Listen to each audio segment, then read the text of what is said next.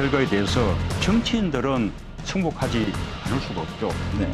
그리고 그 탄핵을 끝으로 국민들 다시 이 국민들의 어떤 상처를 치유하고 또 분열을 다시 하나로 이렇게 묶어내는 그런 역할들을 정치가 해야 한다고 생각합니다. 실질적으로 범죄 사실이 드러나고 있는 것에 대해서 누가 용서를 하거나 정치적으로 없던 일로 하거나 타협하자고 얘기할 수 있겠습니다.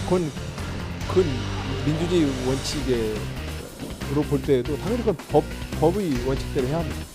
탄핵이 헌재에서 포기로 기각되더라도 승복할 것이 아니라 국민의 손을 잡고 끝까지 싸워서 반드시 박근혜를 퇴진시킵시다. 예, 탄핵은 반드시 인용될 거라고 믿습니다. 모든 국민들은 그 헌법적인 절차에 따라야만 합니다. 저는 오래전부터 일관되게 우리 정치권이 헌법재판소의 결정에 승복해야 한다라고 주장을 해왔습니다만 만약에 인용이 되지 않고 기각이 될 경우에 어떻게 할 것입니까?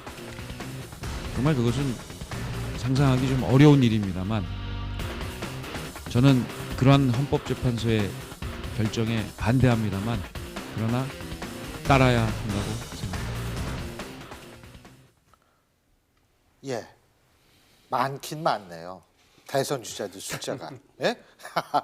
자, 근데 어쨌든 지금 우리가 눈여겨봐야 될 게 문재인 전 대표와 안희정 지사와의 입장은 좀 바뀐 것 같아요. 그죠? 문재인 전 대표는 설령 기각돼도 승복하겠다라는 입장인 반면에 안희정 지사 같은 경우에는 이제 그럴 가능성을 일축하고 있고 어떻게 왜 그렇게 된다고 보세요?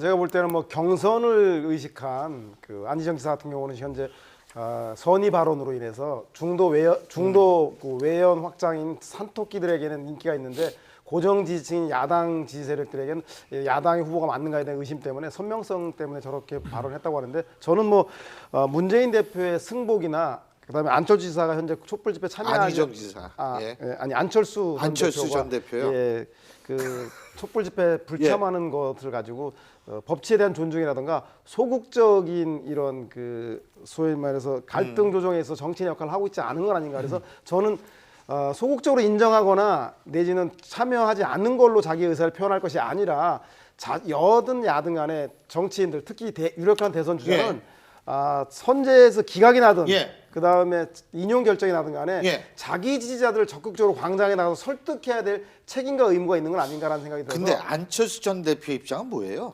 그러니까 탄핵은 인용돼야 된다는 건 본인의 생각을 얘기하는 것이면 이분이 승복을 하겠다는 겁니까? 아니면 뭐 기각이 돼도 승복을 하겠다는 그런 겁니까? 어떤 거예요? 일단 말은 헌법적 절차를 중시해야 된다. 그래서 헌법 이러한 결정에 따라야 된다라고 하는 그런 걸 깔고 있습니다만은 현재 또 탄핵에 또 이 인용에 대해 동의될 거라고 믿는다는 식으로 이야기하고 있어서 또 오늘 같은 것도 특검 이 연장 거부 판결한 대행에 그에 대해서 굉장히 강하게 비판하지 않습니까? 어떻든 근데 촛불 집회에 대한 참석은 안 하고 있다는 행동으로 안 하고 있기 때문에 그건 왜 안 하느냐?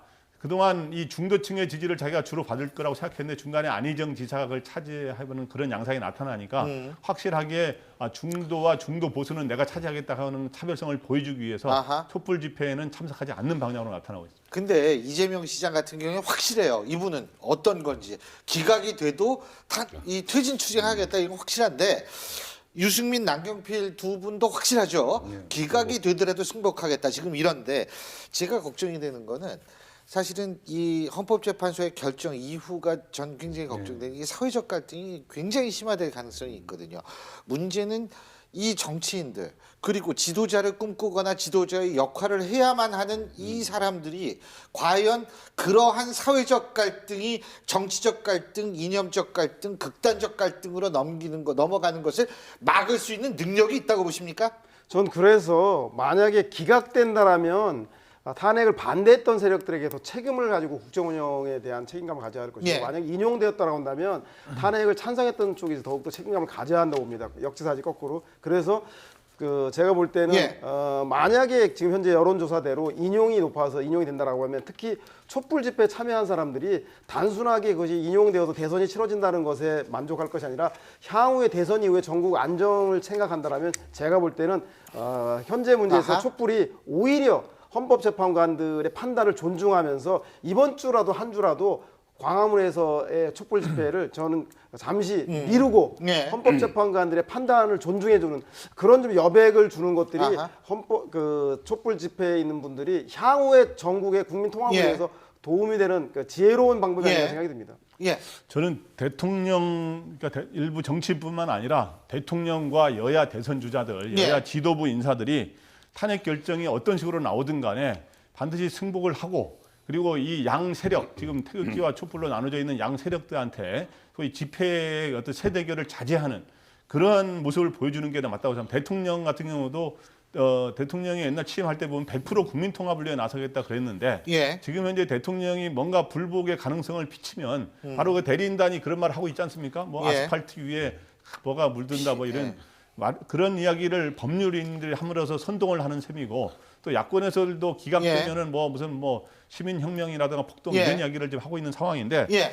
저는 이 정치권은 대통령이 당연히 그런 다짐을 먼저 해야 예. 되고 정치권도 정세균 의장 예. 주재로 여야 대선주가 모여서 그런 다짐 단순히 아까 정치인이 승복하는 뿐만 아니라 국민들도 승복할 수 있도록 분위기를 조성할 수 그걸 정치인이 만들어줘야죠. 간단하잖아요. 이거는 승복을 해야 되는 이유는 딱 하나입니다.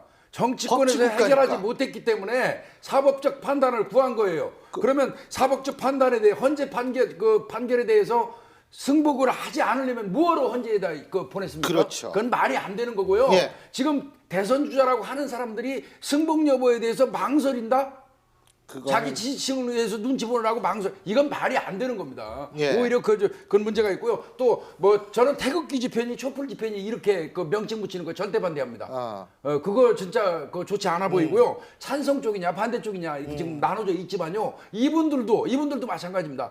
헌재 판결을 존중할 때 대한민국이 제대로 쓴 나라 되는 거예요.